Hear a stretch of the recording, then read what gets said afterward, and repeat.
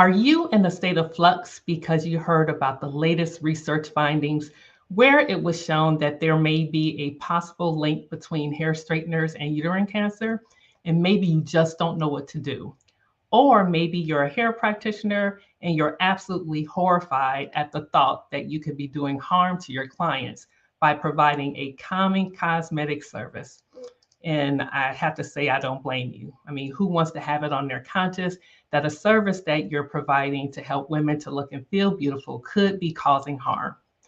So I honestly can't believe that all hell broke loose after my last lunchtime chat.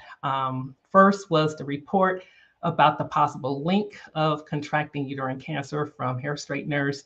And everyone, people on Black Twitter, Black Instagram, the blogs and the vlogs, there were so many opinions about how women felt like there was a need to conform to the European standard of beauty. And we're finding out that it's a cost to that and could lead to the demise of our health. And then I also heard people saying that large corporations are only concerned about their bottom line and they don't care about the implications of the products that they sell.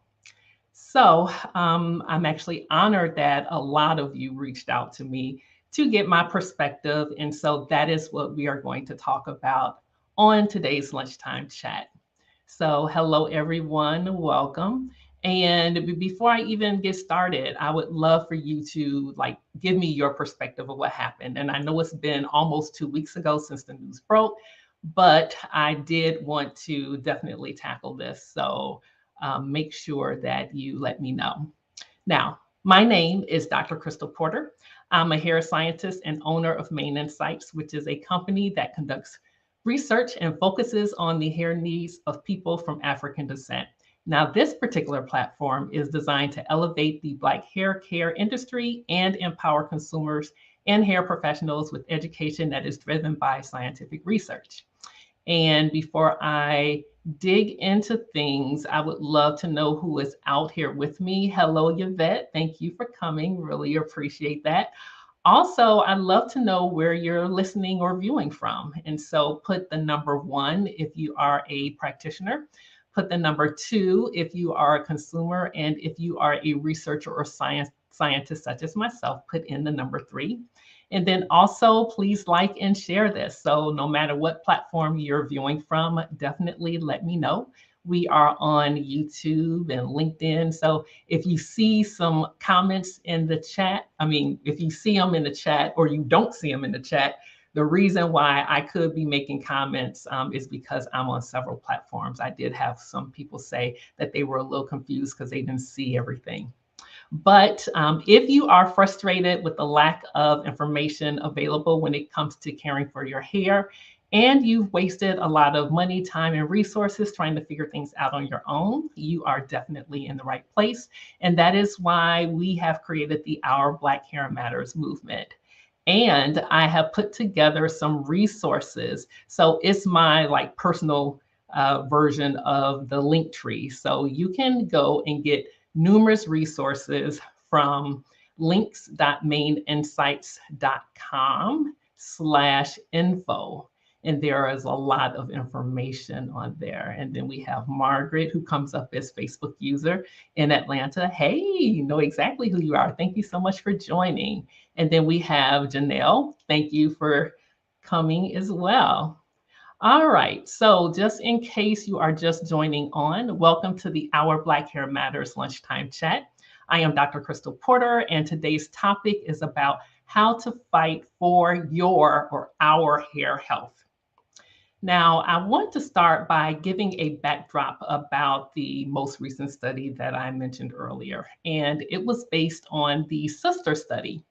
Now, the sister study is a study that they started back in 2003, and it lasted, well, it's still ongoing, but they started enrolling people from 2003 to 2009. And they are sisters with a history of, or it includes a sister who has a history of a woman whose sister has a history of breast cancer. And at the time that they enrolled, they did not have breast cancer themselves. And so the purpose of the study was to identify the risk factors as a means to prevent cancer in the future. So it's always good to study things that are happening or the different people who have different exposure risks, and then to try to use it as a learning to help those in the future. And so in this particular study, there is self-reported product use and frequency of different types of products. And so what they did was it was a whole array of different things that they studied, but they wanted to understand whether or not uterine cancer was a so something that they could see had a relation to product usage. And what was teased out was the hair straighteners. And so just under 34,000 people were eligible for it. And it turned out that 378 people or women had uterine cancer.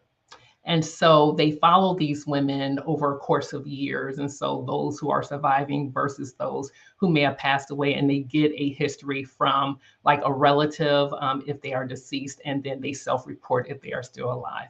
And so there was statistics done that showed that a correlation between hair straightener use and uterine cancer was there. But their conclusions was that correlation does not always mean causation, and we'll talk a little bit about that. But there was not enough data to show that there were differences in different ethnic backgrounds. However, since Black women are primarily the users of hair straighteners, usually in the form of a relaxer, so it is likely that we would have a higher risk only for that reason. And so that is something that they wanted to report and bring attention to. And that was all the buzz, right? So Taria says, wow, interesting study. Yeah, it absolutely was. And I'm glad that these types of studies are being done. And so a number of people reached out to me and had some questions. So I want to go over some of the questions. And then I want to talk about, kind of what went through my head in terms of being a researcher and how some of the research that I'm doing, how that can play a role in trying to help out in terms of understanding what is going on. And so one of the questions that I got was, so two things. Someone wanted to know if they could still wear their relaxer, and as a professional, they wanted to know if I thought that it would be safe to apply relaxers. And so what I have to say is there are a number of studies going on out there, and they are looking for individuals. And I've talked about this in the past when it comes to the lack of participation from the Black population. And there are a number of studies out there where you can, for free, find out from what we know so far as scientists, if you have a genetic predisposition. And so, not to say that you are guaranteed to come down with any disease because you have a genetic predisposition, but it's better to know than not know, because then maybe you can take more precautions. And so to answer the question as to whether or not you should still get relaxers or apply relaxers if you are a hair practitioner, I would have to say you really have to understand your own risks and to move accordingly. I can't tell you what to do and what not to do. One conversation that I've had in the past was that all relaxers should be banned, right? That there's nothing good, or they don't feel that anything good comes out of a relaxer. And my perspective about that is, I honestly think that even if relaxers were no longer sold and they were banned, I really do think that it would go underground, because some people just want their hair more manageable, and they would be like, oh, I just had my hair, heat processed, and so that's why it's straight. But I don't think that's necessarily the answer in terms of whether or not relaxers won't be used. I really don't believe that. Now, it may decrease more as we find more information, but right now we still don't know why some people are more susceptible than others, right? So do it at your own risk, and I cannot give advice one way or the other. Now, the other question that I had was, can hair fiber analysis detect cancer? Now, that was a really interesting question because a lot of people have hair fiber analysis as a technique that they use to understand like what's going on, like the level of cortisol. You can look at, the different minerals there. And if you look at those that analysis along the length of a hair strand, and I don't know what I did. Oh, here it is. Here's my hair strand. And so as you go down the length of a hair strand, you can actually have a good timeline because, if your hair grows at a particular rate, you can see like maybe if this is the root end, and let me actually do that. So this is the root end here, and this is the tip where it's just loose here. You can actually have a nice timeline to understand what minerals or what maybe you have heavy metal. What is the percentage at what particular um, uh, area of the fiber, and you can actually get a timeline in terms of when you had a change, if there is a change that occurred. And so there are analysis that can pick up on that. And the answer is maybe we can find that out if there was a control study to actually do so. And so, not sure if that is something that's being studied, but if there is a control study, we may have advances in technology that will allow for more sensitive instrumentation to do that. And so, during drug testing, there are metabolites that exist from the drugs that enter the bloodstream.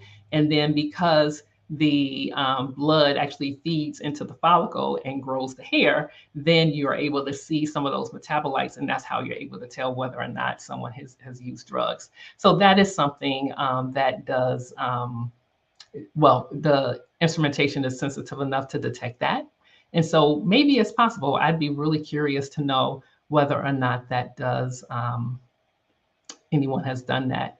And so someone says, so true, relaxers are bad and it's individual choices. Yeah. And you know what? It really depends on what you mean. I mean, so it's still inconclusive as to whether or not it's bad for everyone. And that's something that we're going to get a little bit more into. And so then, almost to your point in terms of, relaxers being bad, some people think that, oh, well, going natural is the answer. And so that was another question. Shouldn't we just all do something that's natural and so we wouldn't have to worry about any of these things? And that's a little complicated because I don't really believe that just going natural is the answer, because everyone knows someone who is allergic to something that is natural. So something that could be good for someone could actually harm someone else. So there are people who are allergic to soy, they're allergic to nuts and gluten, and even people have nickel allergies. So, I mean, there are a lot of things that people are allergic to that still could lead to something going wrong with their health. So it's hard to say, but I would say you can caution on the side of being over conservative, I would say. And then this has really nothing to do with my background, but I did get a number of people who called to ask me whether I thought anything would come from the lawsuit. And so I am definitely not a lawyer, but I'm a little doubtful because there are so many other things that have been shown to exist in our environment that can cause cancer. And then we still don't know why. Well, in some cancers we do. Like, for example, we know that when you have lung cancer, it could be brought on from smoking. But there are some people who've never smoked a day in their life and they come down with lung cancer. So we don't understand why some cancers target some particular organs or areas of the body versus others. And so, yeah, it's really hard. So a lot of people were also talking about, ooh, L'Oreal is in this lawsuit. What do you think? And especially since you came from the L'Oreal Institute for Ethnic Hair and Skin Research. And so I wanted to talk a little bit about that because some people are talking about how big corporations only want profit and they could care less about our health. And maybe they're even perpetuating, the use of things that could be dangerous to us because they are selling it. And so, just like in one of the other lunchtime chats, sometimes I just have to have a moment with myself where I have to say, okay, remove the emotion from it and then approach it from, a scientific perspective or more scientific, logical perspective. And the one thing that I had to think about is the people that I worked with when I was employed first at Unilever for about 2.5 years, and then majority of my time in corporate America was at L'Oreal for 10.5 years. And I have to say that there are people who work there just like me and you. And we had numerous discussions about, what is good, what is not good. And I know for a fact that the people that I worked with would not let anything nefarious happen and absolutely do nothing if they felt that some of the products that they sold would be harmful or knowingly knew that it would be harmful. And so I'm curious if you could put in the chat, what are your particular thoughts about that? Because I, I mean, even think about people that you work with. Yeah, there are some people who are sometimes cutthroat when it comes to, the working environment. I don't think you can get away from competition. But when it comes to doing something collectively where it's going to harm someone, I think people who are in the trenches and who make up the majority of people who are employed by large corporations, they care. And to think that there is, corporations that are all out to doing, harm to us as Black people, no, I don't believe that. And so it's also not a good idea to have a business selling products to people who may die and not be able to purchase again. So, I mean, it really isn't a good business practice to knowingly want to harm the people that you're serving. And so then I had to think about, as a scientist, what would I propose if I was still in industry given this newfound information? And I would have to say, the industry has been changing for a long time and it should evolve. And if you've been following the lunchtime chat for a while, that's really what it's all about, the evolution. As we learn more, and I would think that it would be a means or any type of information we find out just like we just did, that it would create or even expand partnerships to include a health component. And so I oftentimes hear some of my colleagues in the industry say that, well, it's the dose that makes the poison, because in toxicology, that is something that is like a mantra. And so for those of you who don't know what toxicology is, it really is the study of the negative effects of toxins on living organisms and understanding their cures. And there oftentimes are thresholds, right? And so sometimes you hear about parts per million or parts per billion. And that is like the acceptable level for the body not to do harm.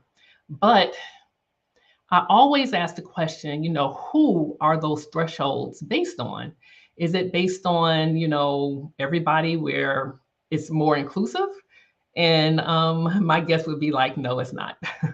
And so there is not, in my opinion, a one size fits all. So when someone says, oh, it's the dose that makes the poison, okay, poison on whom? Is it on, predominantly in history, it's been research on white men.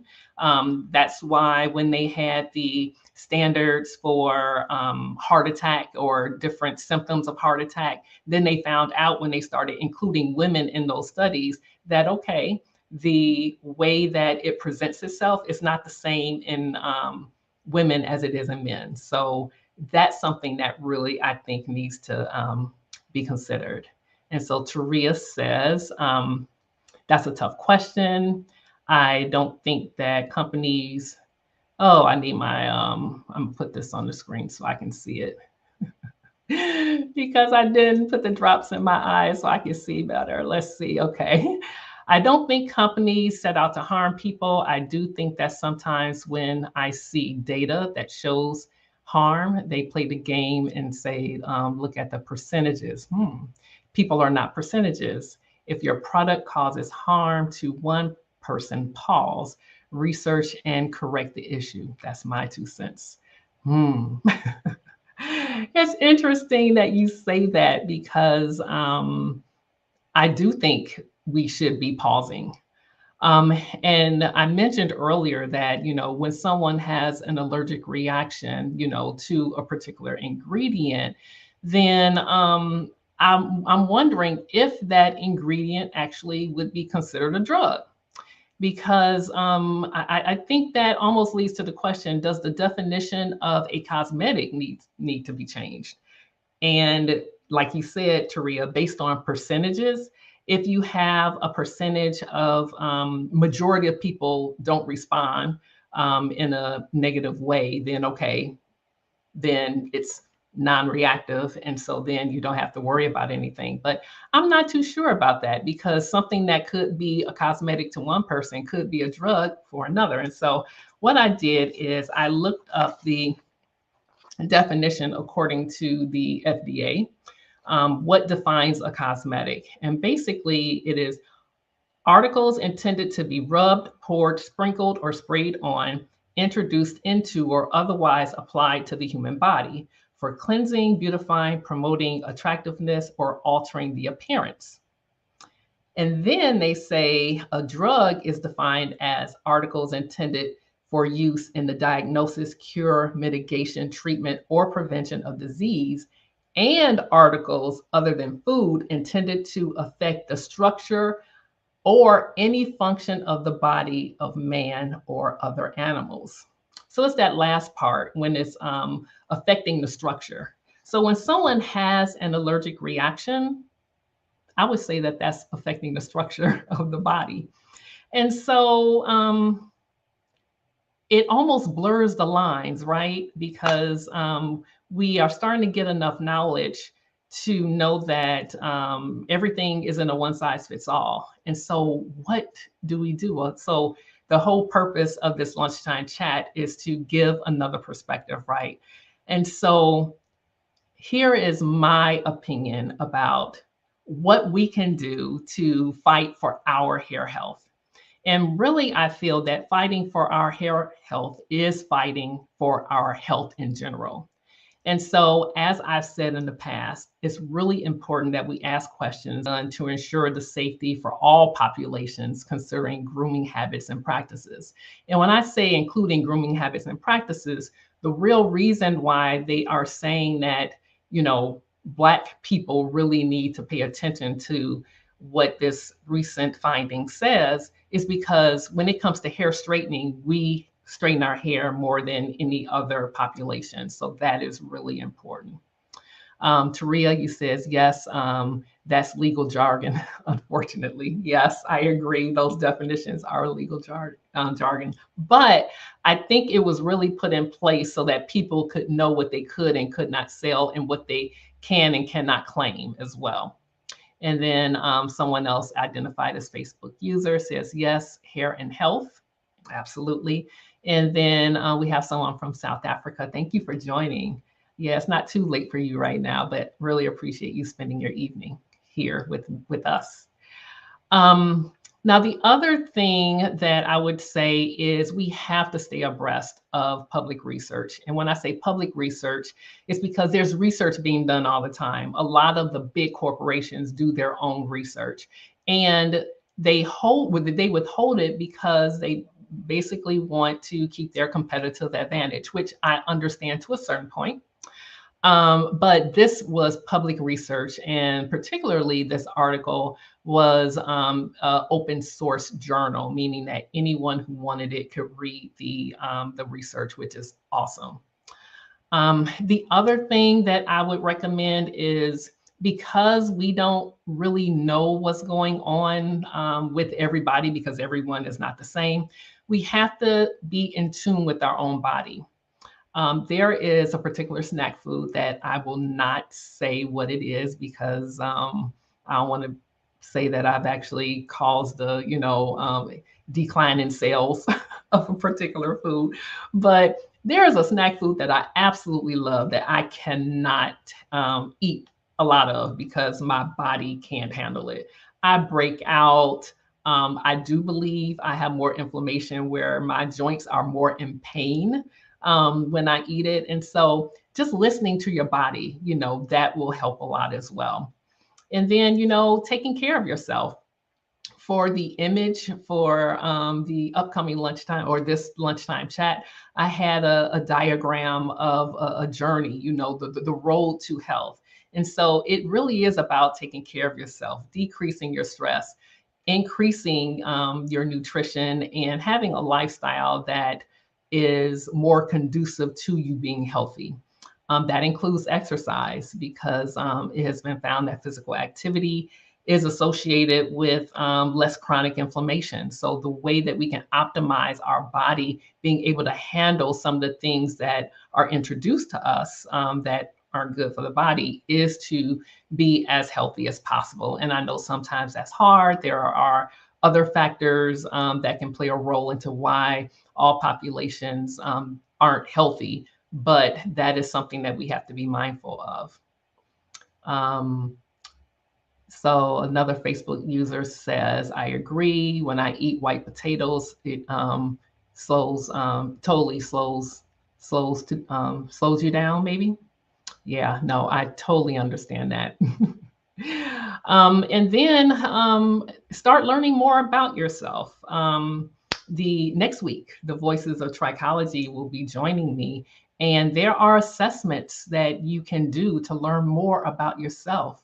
Not only about your hair health, but also about your health in general. So there are ways that you can find out more about yourself.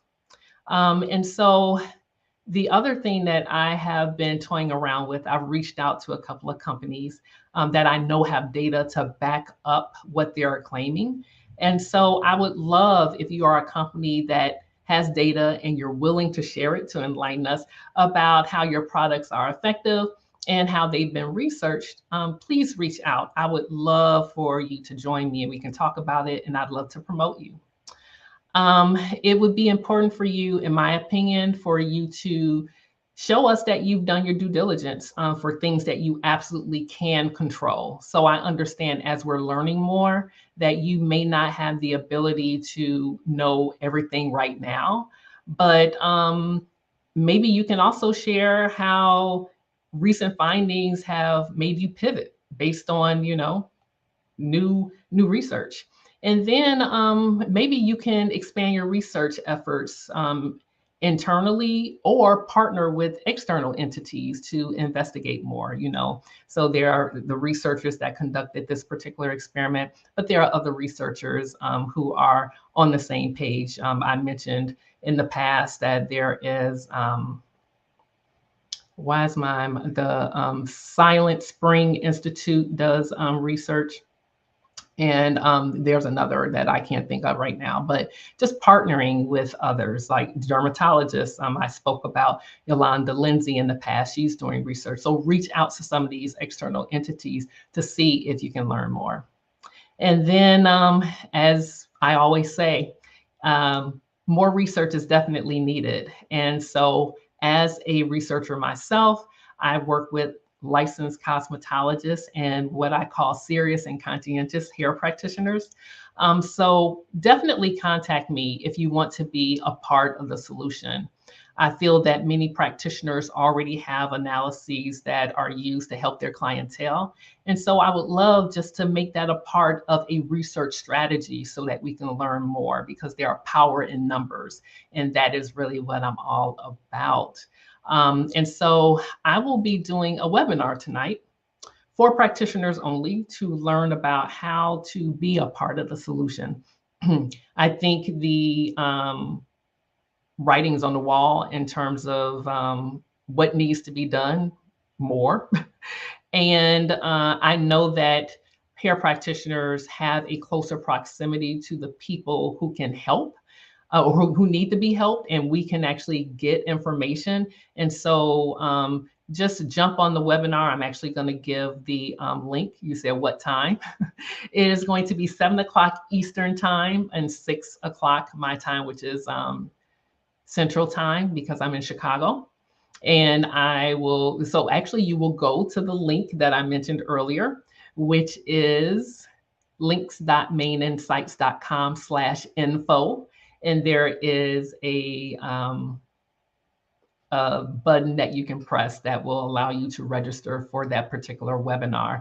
And it's the first of many. I'm going to repeat that over and over and over again because yeah, more needs to be done, and power in numbers. It's just about that time. So I want to make sure that I answer people's questions. So if you have any last minute questions, be sure to let me know. But I don't even pretend to have a fraction of the answers right now. But I'm hoping some of the things that I shared will give you food for thought so that you can make more informed decisions. While we don't know everything in terms of being able to make recommendations for individuals, you can take the global perspective and try to make decisions for yourself. But it's much bigger than me. It's much bigger than you. And much bigger than the individual companies for that matter. And so we need to work together to really understand more. Will it be recorded? I have another call at that time.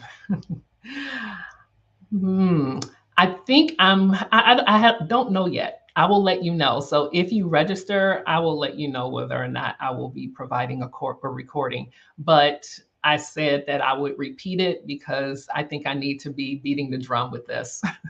It is time to make a difference, and I need to inform practitioners as to how you can be a part and make money while you're doing it. So I'm not trying to say, I understand everybody has to eat. And so I think I figured out a good strategy for you to eat and be able to help research at the same time. All right, thank you. And so if you haven't been there already, definitely go to the landing page, links.maininsights.com/info. And I have all kinds of resources. I have that template. So for the last lunchtime chat, I sent an email out, and some of you expressed that you would be interested in having that template. I put that template in that space. So links.maininsights.com/info. So it has the template, it has the button for you to register, it has resources for consumers, like finding the right hairstylist and the mistakes that curlies make. And so you can also schedule a complimentary consultation because many of you already know I have vetted hair professionals, because one of the questions that I am asked is, okay, I need my hair done, who do you trust? And I don't trust very many. So I had to actually have a vetting process where I could refer people to licensed hair practitioners who I believe in, and they know more than a lot of others out there. So if you watch the replay, be sure to post your comments and questions, and hopefully you now have the ammunition to make informed decisions. So thank you for your comments, really appreciate it. And as always, remember that our Black hair matters. Take care and love your hair. Bye-bye.